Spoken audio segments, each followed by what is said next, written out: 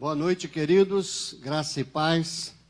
É com alegria que mais uma quarta-feira estamos aqui para adorar a Deus juntos com você. Então, nesse momento estaremos começando a live de nossa igreja, da Primeira Igreja Batista em Monte Alto. E eu quero convidar a você a estar orando conosco neste momento. Pai querido, muito obrigado por estarmos mais uma vez juntos em adoração ao Senhor. Abençoe os irmãos que estão nos ouvindo e que estão participando deste culto em suas casas. Seja fortalecendo a fé, o amor, a vida de cada um deles. Nós entregamos cada um aqui em tuas mãos, pois fazemos em nome de Jesus. Amém.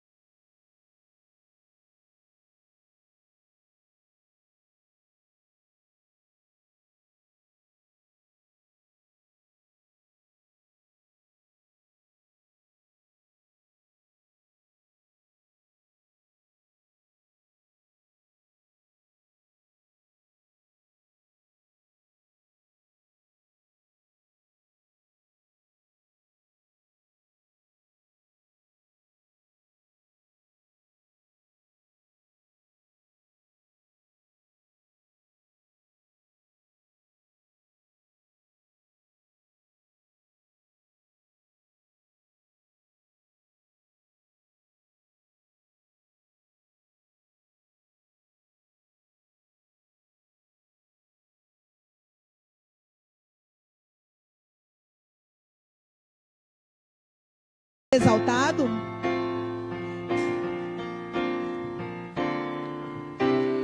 Ele exaltado, o Rei exaltado nos céus, eu louvarei.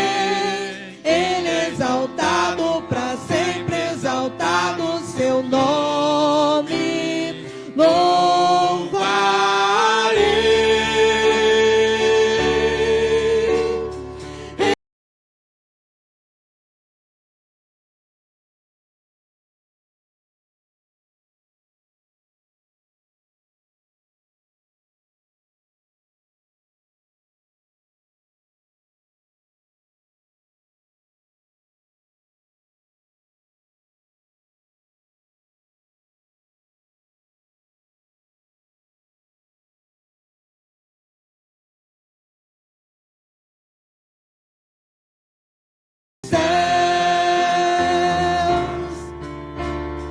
Ele exaltado, o Rei exaltado nos céus.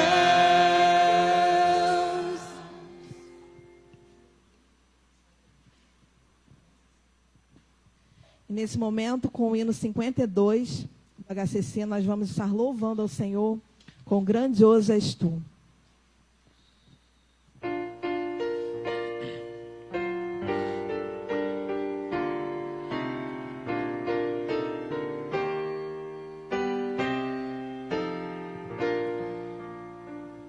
Senhor meu Deus, quando eu maravilhado contemplo a tua imensa criação, o céu e a terra, os vastos oceanos, fico a pensar em tua perfeição. Então minha Senhor, grandioso és tu, grandioso és tu. Então minha alma canta-te, Senhor, grandioso és tu, grandioso és tu. Ao caminhar nas matas e florestas,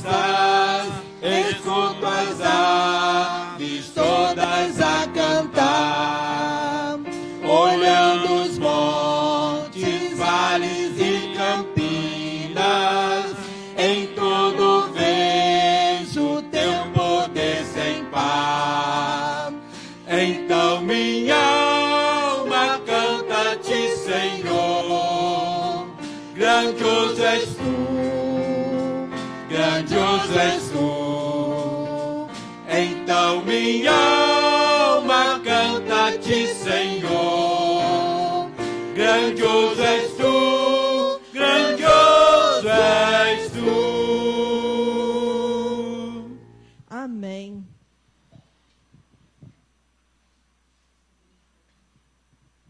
E nesse momento nós vamos dedicar as nossas vidas ao Senhor, dizendo ao Senhor que nós entregamos a nossa vida a Ele, que nós estamos seguros nos braços dEle, porque não existe um outro lugar onde nós possamos estar que não seja nos braços do Senhor, para que Ele possa cuidar de nossas vidas, das nossas famílias.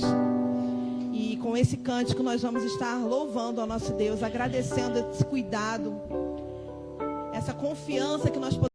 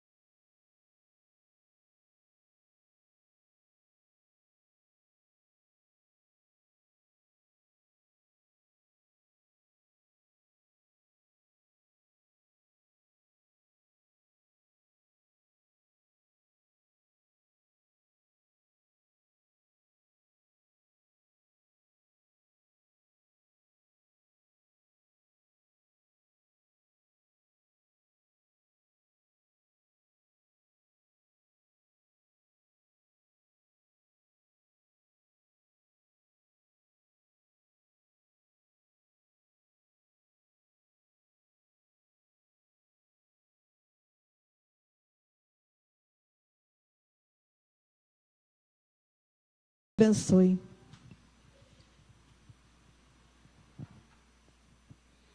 Agora estaremos ouvindo a palavra de Deus, que será direcionada aos nossos corações.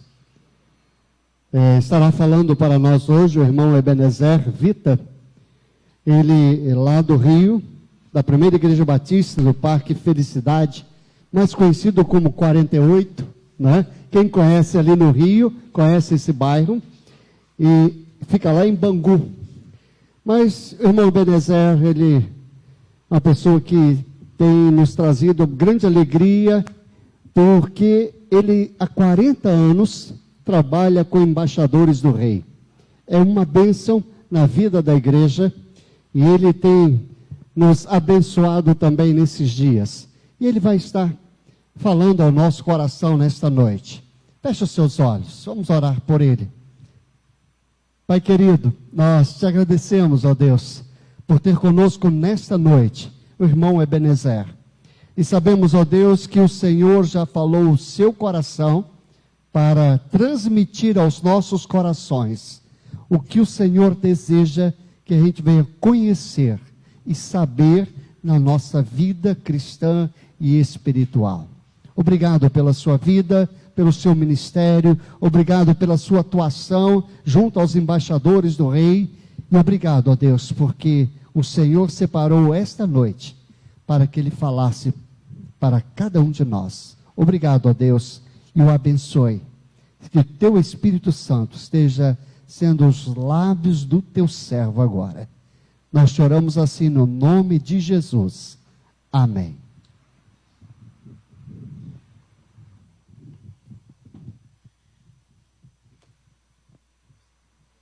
Som. Obrigado. Dá para ouvir? Ficou bom o som?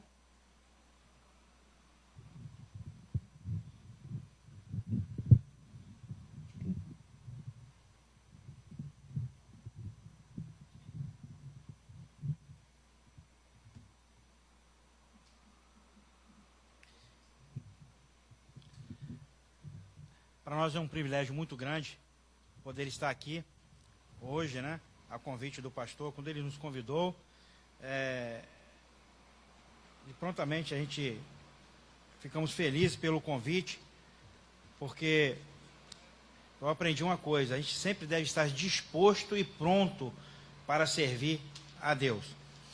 E quando o pastor falou assim, embaixador do rei, né, eu entrei para essa organização em 73, é uma organização que me trouxe para o Evangelho, na qual eu amo muito, onde nós temos a oportunidade de estar evangelizando os meninos. Agora, quando o pastor nos convidou, eu fiquei assim pensando, puxa vida, o que nós iremos falar, né? É uma responsabilidade muito grande e tal, e pensamos o seguinte: tem um tema que tem batido muito em algumas semanas, que o meu pastor Erlon, né, levou, é uma campanha, é um propósito que nós temos lá, e o nome desse propósito, dessa campanha é Fechando as Brechas. Aí, poxa, o que é fechar as brechas, né? O que é brecha? E às vezes a gente fala assim, é tão comum, se nós olharmos, vamos olhar aqui, trazer para na nossa casa, na nossa residência, o que seria uma brecha?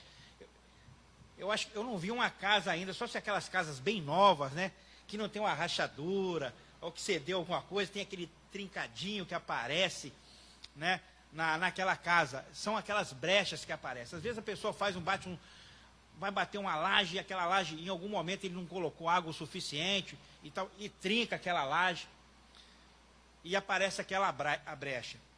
Quando essas coisas acontecem, quando essas brechas elas aparecem, alguma coisa acontece. E geralmente não são coisas boas, são coisas ruins. Se é na laje daquela infiltração, né? Se começou na parede, começa a trincar, vai e trinca até o azulejo. São essas coisas que acontecem. E o que isso tem a ver com a gente? Vamos começar a pensar de um lado assim, mais espiritual. O que seria brechas nas nossas vidas? Se nós temos brechas na laje, o que acontece? Choveu, deu uma infiltração, entrou água e vai causar alguns danos na nossa residência, aquela infiltração, dá aquele mofo, aquele mau cheiro quando a gente entra, casa fechada e tal. Assim também é na nossa vida. Quando acontecem essas brechas na nossa vida,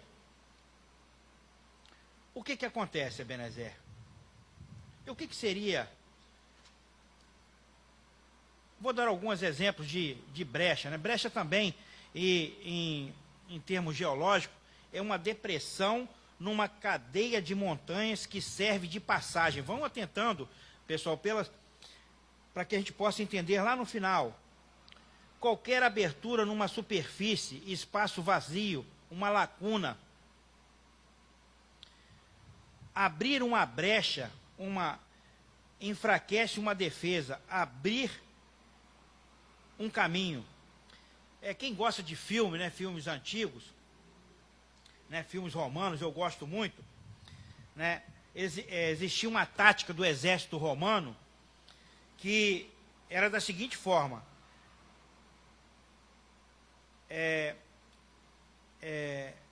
cadeia de coluna, era onde os soldados, eles se perfilavam, cercavam, colocando seus escudos para defender quem estava no interior, ou os arqueiros, ou o rei, ou alguém que estivesse ali para defender. Então aquela coluna de escudos era praticamente as defesas caírem ali, porque todas as brechas estava tudo fechado. Poxa, e se isso não acontecer? Existem alguns exemplos na Bíblia, são vários exemplos, sobre fendas, sobre brechas que eram abertas. Vamos nos atentar aqui para uma que o pessoal conhece bastante, que é a história do povo de Deus quando estava saindo do deserto. Estava saindo do deserto, o povo, né, Moisés passou lá o cajado dele para Josué, e Josué assim foi para conquistar. E deparou na primeira cidade com Jericó. Muralha alta, intransponível. Como é que nós iríamos derrotar tão grande exército e um poderio daquele? Mas Deus deu orientações específicas para Josué, para que pudesse, então, dominar aquela cidade. Né, que os exércitos deveriam percorrer e, em dado momento, deveria tocar a trombeta e o povo, com um grande grito, iria gritar, botar os seus pulmões a toda a força, e aquelas muralhas iam cair. Mas tinha algumas recomendações.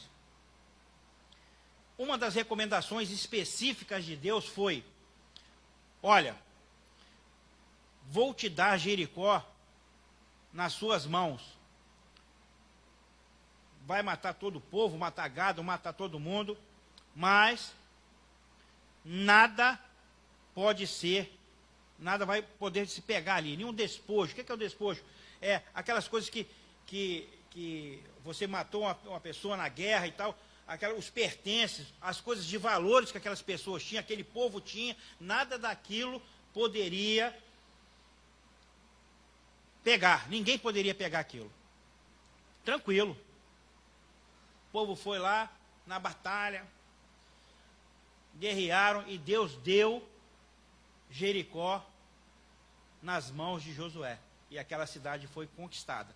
Ótimo, tranquilo, o povo, né, ficou feliz da vida, comemorando, cantando, dançando, e foram lá. A próxima cidade, qual era a próxima cidade? A cidade de Ai. Aí Josué falou assim, como ele sempre estava fazendo, como ele fez em Jericó, né, mandou espiões, o pessoal sabe da história, que a prostituta Raabe acolheu eles e coisa e tal, né, é uma outra situação. Então foi lá, mandou os espiões ir lá. E os espiões voltaram. Falei assim, ó, Josué, a situação é o seguinte, eu vi lá um povo lá com poucos soldados, deve ter lá umas 10 mil pessoas e coisa e tal, mas nada demais, não tem esse poderio militar todo. Então eu te aconselho, os espiões falando para Josué, que você mande lá uns 2 mil, uns 3 mil soldados, que é o suficiente. Não tem necessidade de mandar esse povo todo nosso para cansar. Poupa um pouquinho aqui a galera aqui e tal, e manda aquele povo lá, só isso aqui, que sair só isso vai ganhar essa guerra. Assim Josué fez. Josué mandou, acho que 3 mil soldados, e mandou lá para guerrear. O que aconteceu?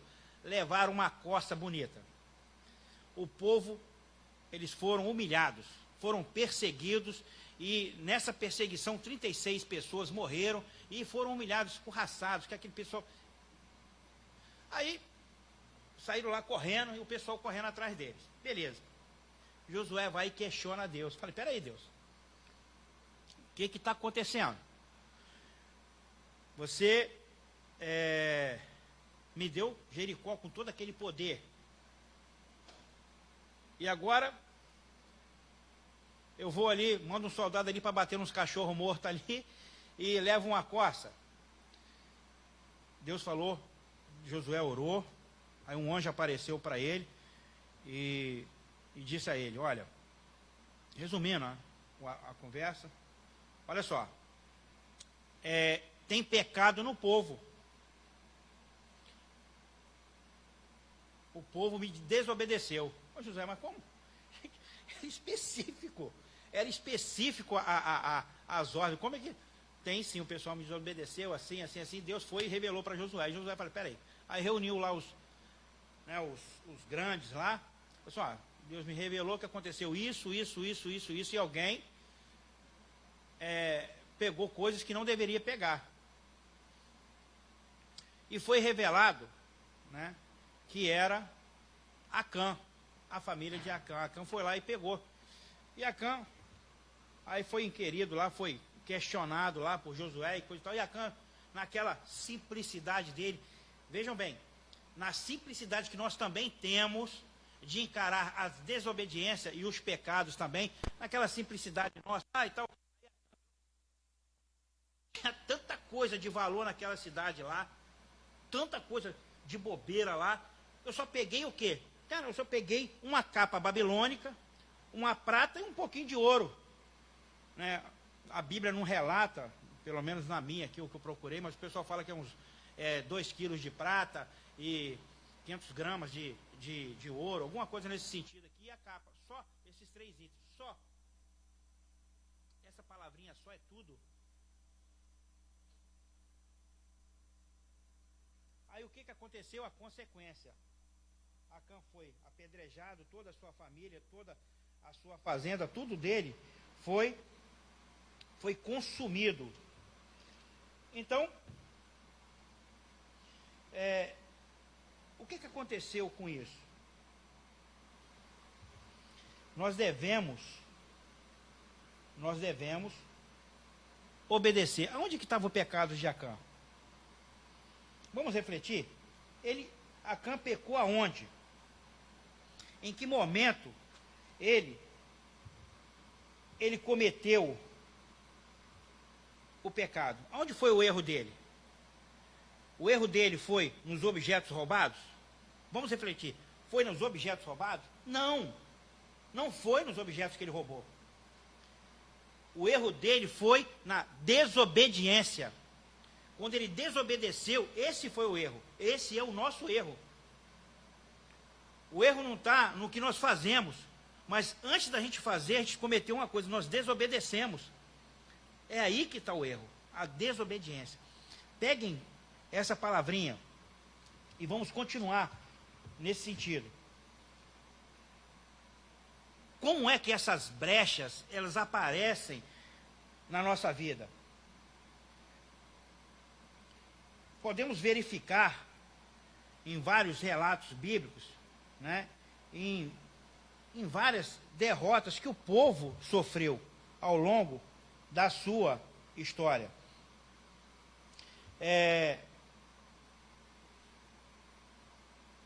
Em Tiago 4:1 fala o seguinte. Tiago fala assim, né, resumindo ali, ele fala assim: os prazeres que militam na carne. Vamos lá, ler lá em Tiago o que realmente fala?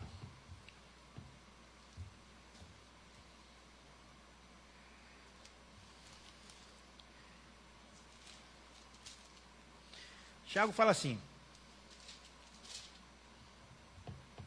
Tiago 4:1: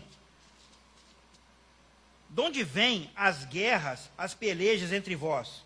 Porventura não vem disto, a saber, dos vossos deleites, que nos vossos membros guerreiam. Uma linguagem de guerra, né? Tiago estava usando essa aí, né, uma linguagem de guerra. O que é uma guerra quando nós entramos nessa guerra? Quando nós entramos em alguma guerra, tem dois lados. Dois lados na guerra. Ou você vence, ou você perde. Isso é uma guerra quando você entra nela.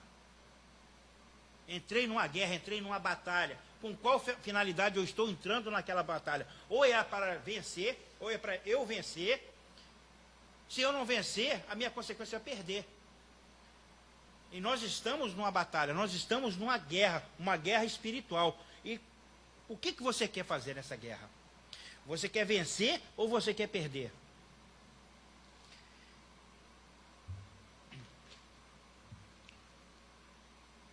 Nesses pensamentos, nessa linha de pensamento,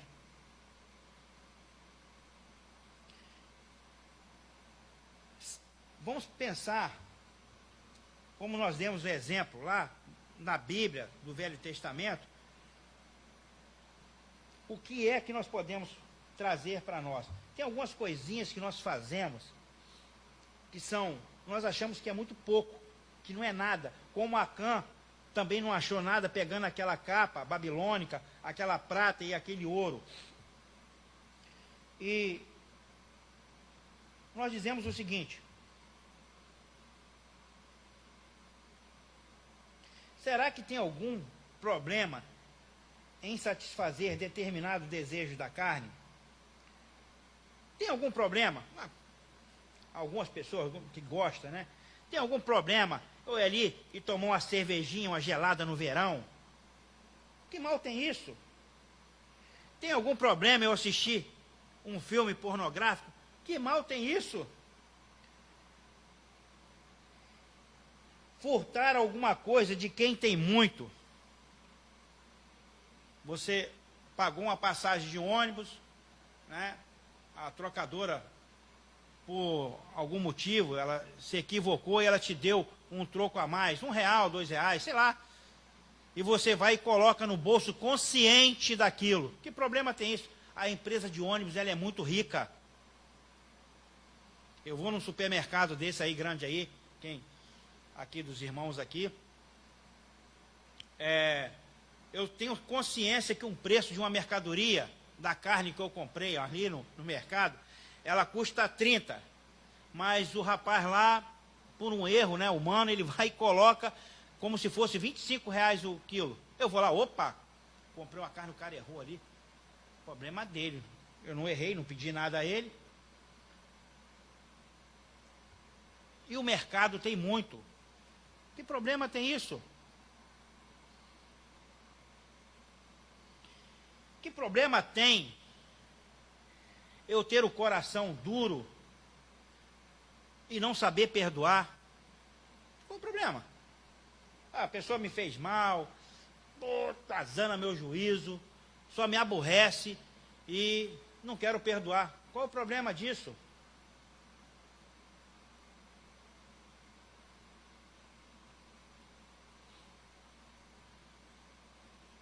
Primeira João 3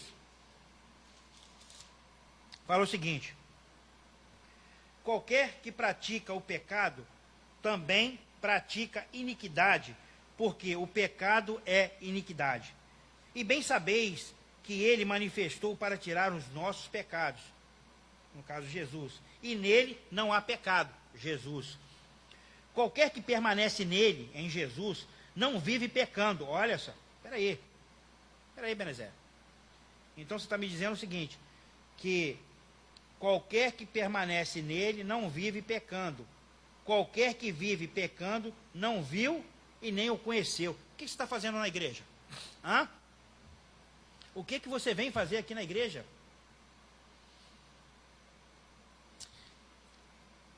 Se você comete esses pequenos, esses pecadinhos, né? E você não pede perdão a Deus e não se reconcilia, não adianta, né? Vou citar um exemplo. Vem o pessoal aqui do louvor, cantou. Cada um é que sabe o seu problema com Deus, mas como é que você louvou? Como é que está o seu coração? Como é que está o coração do Ebenezer? Eu vir aqui. Estou botando a minha cara. Mas o porquê que eu estou fazendo isso? Eu aceitei o convite para vir aqui, porque eu sei o meu coração do momento que ele está vivendo, nesse momento, diante do Deus que eu sirvo. Eu sei as minhas responsabilidades que eu tenho com o Deus que eu sirvo, o meu testemunho com o Deus que eu sirvo. Eu não poderia jamais aceitar um convite do pastor para vir aqui falar uma coisa da qual eu não vivo, da qual eu não pratico. Eu quero o quê? Aparecer? As consequências disso tudo é o quê? É a morte. É claro, gente, não estou eu que estou falando, não. Está aqui, ó. Está na palavra de Deus. Então, a palavra é para muitas pessoas também, crentes, como era do povo daquela época. Você vem fazer o que aqui? Brincar de ser cristão, pegar a Bíblia, carregar, falar, as pessoas falam assim, poxa, e ela, aquele camarada ali é um crente, coisa e tal, mas como é você na sua casa? Como é você com a tua esposa, com o teu marido, com o teu filho? Que tipo de exemplo você dá? Você mãe, você pai, avó, avô, que tipo de exemplo você dá verdadeiramente para os teus filhos, para os teus netos? Os teus netos, os teus filhos podem olhar para você e falar assim, o meu pai é um exemplo, a minha mãe é um exemplo, os meus avós são exemplo. Eles têm condições de fazer isso? Eles veem exemplo em você? Você faz culto doméstico com teus filhos ou com teus netos? Você lê a tua Bíblia com os teus filhos ou com os teus netos? Esses são os exemplos. Quem pratica o pecado, quem pratica o pecado é do diabo. Não sou eu que estou dizendo não, hein? Olha só, está aqui. 1 João 3, 8. Quem pratica o pecado é do diabo, porque o diabo vive pecando desde o princípio. Desde o princípio aonde? Adão e Eva, lá atrás. Ali é que começou a brincadeira. O pecado começou ali. Qualquer que é nascido de Deus não vive na prática do pecado, porque a sua semente permanece nele e não pode viver pecando, porque é nascido de Deus. Nisso são manifestos os filhos de Deus e os filhos do diabo. Então quer dizer, é através desses atos aonde fica claro a manifestação de um e de outro.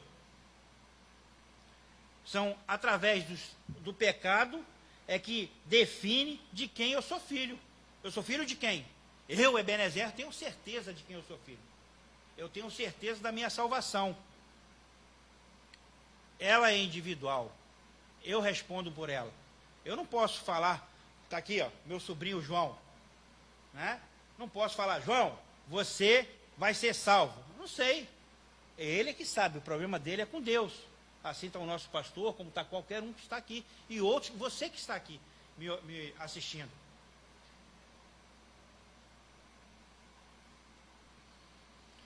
No 15 fala assim, esse versículo mexeu muito comigo. E eu, inclusive, fui até ver, porque essa palavra foi muito dura.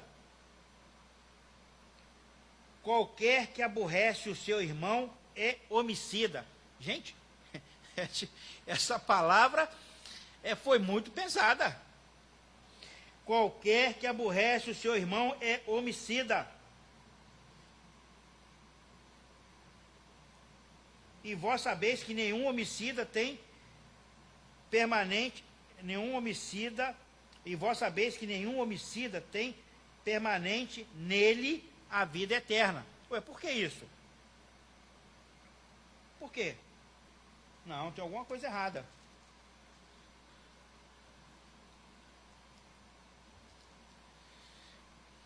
Meus filhinhos, não amemos de palavra, nem de língua, mas por obra e em verdade. Aí fala aqui no 24. E aquele que guarda os seus mandamentos, nele está. E ele nele. E ministro, conhecemos que ele está em vós, pelo Espírito que nos é dado. Voltando naquele versículo de homicida, que me incomodou muito, em Apocalipse 22, já no finalzinho da Bíblia, né? Apocalipse 22, 15, fala assim, olha, prestem bem atenção. Ficarão de fora os cães e os feiticeiros e os que se prostituem e os homicidas e os idólatras e qualquer que ama e comete a mentira. Como é que você tem levado a sua vida? De que forma você tem levado o seu dia a dia? Todas essas consequências que aconteceram, essas brechas que você permite entrar na sua vida, é aonde Satanás ele vai entrar. Lembra aquele exemplozinho que eu dei a igreja aqui é nova, hein? Mas já procurei uma fenda aqui, não achei uma fenda nessa igreja. Igreja nova, viu, pastor? Graças a Deus, hein? Não tem uma fenda aqui, né? Não tem uma fenda aqui. Então, quer dizer, ela está bem protegida. Não sei como é que está lá em cima a laje lá, né? Se tem alguma rachadura lá. Lá na minha igreja lá, a gente tem que ver uma infiltração lá, porque os meninos lá, volta e meia, dão um tirinho pro alto lá, e uma dos projetos lá furou o telhado lá e está pingando lá. São algumas coisas, né? Faz parte, né? Então a gente tem que consertar. Temos que ir lá e trocar aquela telha. Temos que tapar aquela fenda. Então as fendas, as brechas, elas entram, é onde Satanás ele utiliza disso para te acusar. É onde ele entra na sua vida. É nessa brecha que ele entra para te matar. Porque o inimigo das nossas almas, ele só tem um objetivo. É roubar e matar. Eu dei alguns exemplos aqui. E eu queria que cada um refletisse isso. Feche os seus olhos agora e olha para dentro de você e se questiona que tipo de brecha está aberto na minha vida, aonde verdadeiramente Satanás pode entrar e me acusar. Pensa nisso. Qual é a brecha que tem na sua vida? Lembra daqueles exemplos que eu dei? Às vezes são coisas pequenas, que para nós não tem importância nenhuma. Mas a palavra de Deus fala o seguinte: Não existe diferença em um pecado. Não existe diferença em uma brecha ou uma fenda. Fenda é fenda, brecha é brecha, pecado é pecado. Não tem tamanho. Se eu furtei ali uma moedinha de 5, 10 centavos e eu tenho consciência de quem ela pertence, é roubo. Pecado, morte, destruição, fenda, Satanás entrou. Se eu mentir, eu fiz uma coisa errada. Eu aprendi uma frasezinha com um grande amigo meu, né, que é Elias, né? Tem algumas coisas que a gente aprende, viu? Deve estar me vendo agora ali. E algumas frases ele solta, né? E aquilo marca a minha vida, é onde eu ensino, até para os meninos, os embaixadores. A verdade é a verdade, não precisa de justificativa. E ele ainda fala assim, verdade é verdade. Ponto. Quando você fala uma mentira, você precisa de uma outra mentira para sustentar aquela mentira. E por assim vai. E às vezes essa mentira, você fala tantas vezes essa mentira, que ela cauteriza dentro de você, e até você acredita nessa mentira.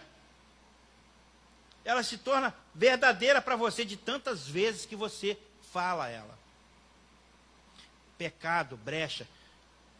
Satanás sabe disso. E ele vai usar em algum momento essa fenda para entrar e destruir a sua vida.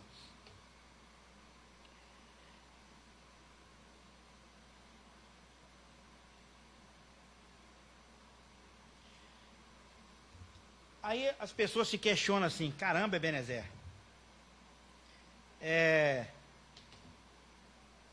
as fendas, elas apareceram.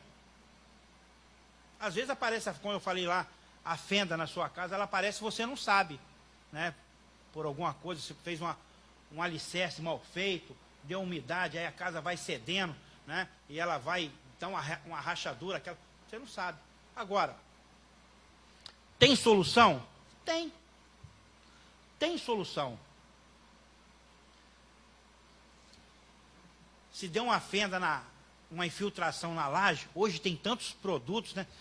Aconteceu recente na minha casa lá, tava chovendo, chovia mais dentro da casa do que do lado de fora. Às vezes eu tinha que sair para a chuva, porque dentro de casa estava chovendo, mas botava uma panelinha aqui, coisa de pobre, olha, pobre é uma desgraça, né? Botava uma panelinha aqui, botava outra aqui, pinga-pinga e tal.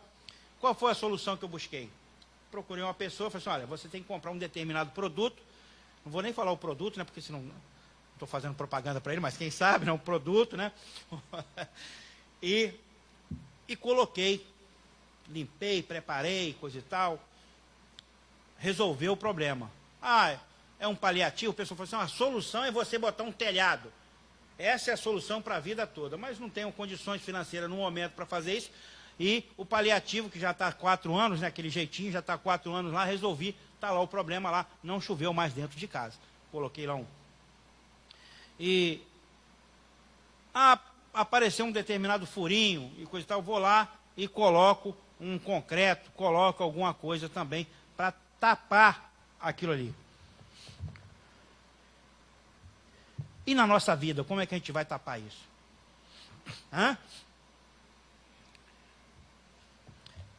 Na vida material tem cimento, esqueci até o nome do negócio aí que ele chama, que coloca, né? Mas que tapa. O nome é esse, o nome da marca é essa aí, mas que mistura cimento com açúcar, com alguma coisa e tapa lá. Agora, para a tua vida, não tem uma outra solução. A solução lá não era o telhado, definitivamente. Para a sua vida é Jesus. Só Ele. Não tem outro caminho. Mas é tão difícil eu tapar as minhas brechas. Quem disse que era fácil? Hein? Quem foi que disse que era fácil? Ninguém. Ninguém disse que era fácil. O nosso tema da mensagem era fechando as brechas. E, caramba, aonde que está isso? Aonde que tem um exemplo muito legal na Bíblia, que é fechando as brechas? Gente, a história de Neemias. Leia Neemias. Né? Neemias trabalhava para o rei. Em determinado momento, estava muito triste, então o rei perguntou para ele falou assim, olha, poxa, eu estou muito triste, que a cidade lá onde estão os meus pais enterrados, está assim, assim, assim, está com fenda, então me permita que eu vá lá. E o rei permitiu. E assim Neemias foi lá consertar as fendas. Só que, como eu disse, lembra que eu falei que não é fácil você tapar as suas fendas? A fenda do meu telhado lá não foi fácil, não. Né? Porque o telhado, ó, a laje, eu descobri que o pedreiro que fez lá, bateu uma laje lá, que era 5 por 1. Aí eu passava o pé na laje, né, no contrapiso da laje lá, e saía aquela areia. Aí depois o cara veio, um profissional, e falou assim, olha, Ebenezer, você tem que botar aqui, tirar todo esse contrapiso e chegar até a laje e fazer um outro com 3 por 1. Quem é pedreiro, quem é profissional, sabe. Fala 3 por 1. O que é 3 por 1? Tá, faz esse tal de 3 por 1 aí. O que era o 3 por 1? Parece que é 3 medidas de cimento para uma medida de areia, que é um troço muito maior. Acho que é esse negócio, né? É o contrário. Já me corrigiram aqui que é o contrário. Né? É 1 de cimento para 3 de areia. Então, quem sabe disso aí, né? Então, é uma coisa mais forte.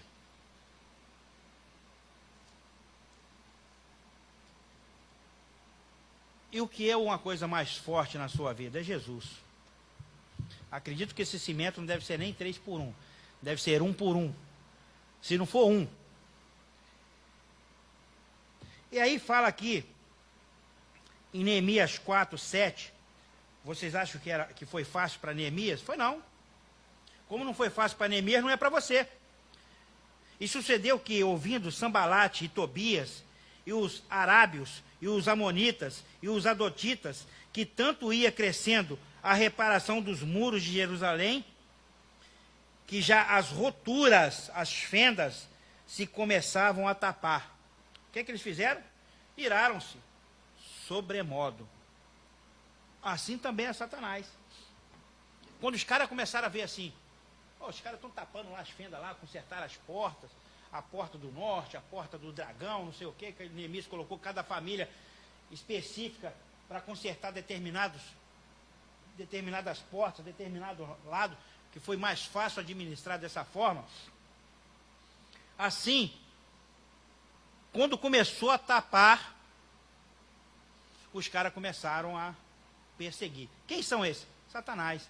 Vocês acham que eu tenho um propósito? Eu botei um propósito na minha vida. Estou vivendo ele há um mês.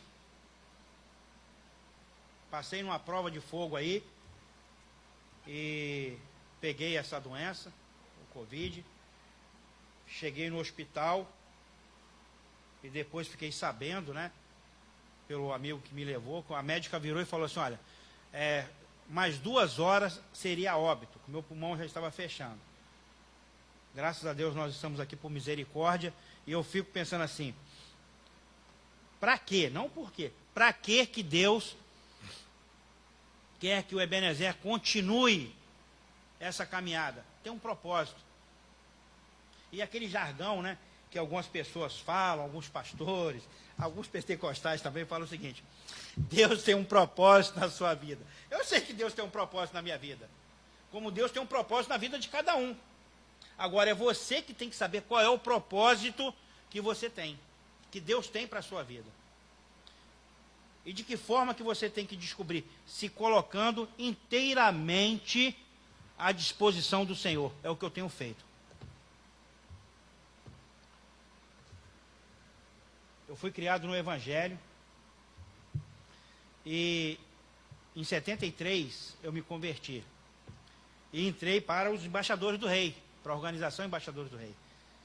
É um ministério que eu amo e que eu gosto muito.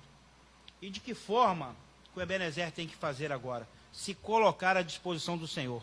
Ser uma nova criatura. Ser diferente. Parar de brincar de ser cristão. Parar de brincar com Deus. E assim vale para você também. O que você tem feito? Ah, é difícil? Quem disse que é fácil? Quer ter um exemplo? A vida de Jó foi fácil? Não. Lê lá o livro de Jó como é que foi. O camarada apanhou de tudo enquanto é jeito. Satanás arrasou com ele, arrasou com a família dele, arrasou com tudo, e ele continuou fiel. Esse é um exemplo de material bom de obra. Ele ali não usou material de segunda mão, não. Não teve brecha. O inimigo não conseguiu entrar em momento algum na sua vida para o destruir. E Deus foi fiel a Jó. Como Deus vai ser fiel a você se você se colocar à disposição do Senhor. Estou terminando e gostaria que você refletisse algumas coisas.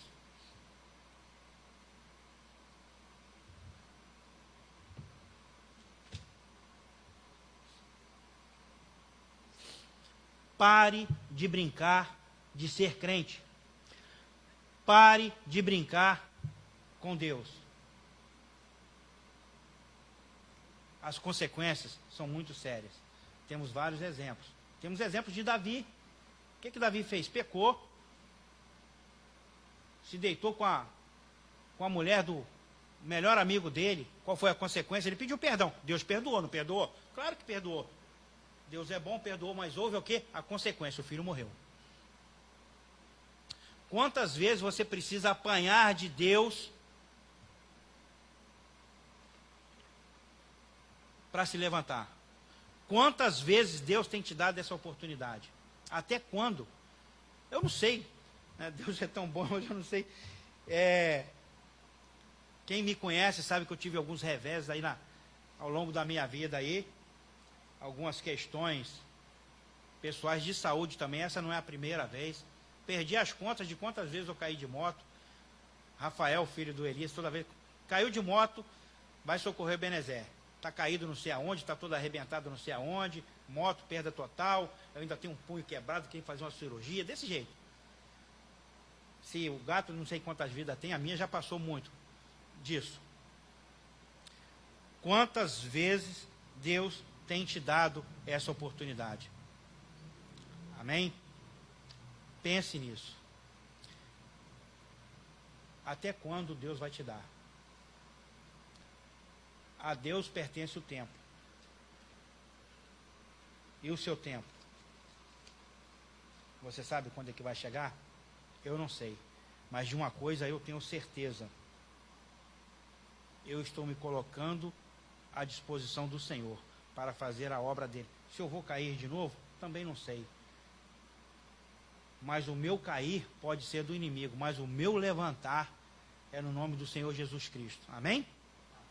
Vamos orar. Senhor Deus, obrigado, Senhor Deus, pelo privilégio, pela oportunidade que o Senhor nos tem dado. Não sabemos, Senhor Deus, qual foi o objetivo, a quem conseguimos atingir, mas Tu sabes, Senhor Deus. Tu sabes de tudo. Eu te agradeço, Senhor Deus, pela vida do Elias. Te agradeço, Senhor Deus, pela minha vida. Ó Pai amado, ser, Senhor Deus, com aquelas pessoas que estão lá em Bangu, lá na Parque da Felicidade, a dificuldade, então tantas outras igrejas que são dentro de comunidade. Eu te agradeço, Senhor Deus, pela vida do meu pastor Erlon. Pessoa que temos aprendido muito. Ó Pai amado, obrigado, Senhor Deus, que o Senhor sempre possa dar humildade ao teu servo, para que ele possa aprender mais um pouco. Temos uma certeza, Senhor Deus, que nós não sabemos de nada, mas queremos aprender contigo. Obrigado por tudo, em o nome de Jesus. Amém. Amém. Palavra abençoadora, e eu creio que Deus falou ao seu coração nesta noite. Pense um pouquinho nisso. Nossa vida é dada pelo Senhor, o direcionamento é dado por Deus. Agora nós precisamos dar o direcionamento que Deus nos concede. Então, vamos levar a sério nossa vida cristã, nossa vida com o Senhor. Que Deus te abençoe, irmão Ebenezer. Obrigado por estar conosco. E que outras vezes estejamos juntos nesse momento de adoração. A gente vem passar por aqui, fazer Isso. os irmãos aí na embaixada, quem sabe disso, né? Ou quem sabe, né? Já vem para Monte Alto também. Ó, vamos aguardar. Mas queremos encerrar agradecendo a todos vocês que participaram conosco dessa live. Deus te abençoe a sua vida, a sua casa, a sua família. Que o Senhor te abençoe e te guarde. Não esqueça, domingo que vem, às 9 horas da manhã, a Escola Bíblica Dominical estará falando para nós a irmã Vera Mello. E à noite teremos também o culto de adoração ao Senhor. Então participe conosco no momento de live, de adoração, e que Deus esteja conduzindo a nossa vida na sua presença. E em breve estaremos aqui no templo juntos. Uma boa noite a todos e que Deus te abençoe. Amém.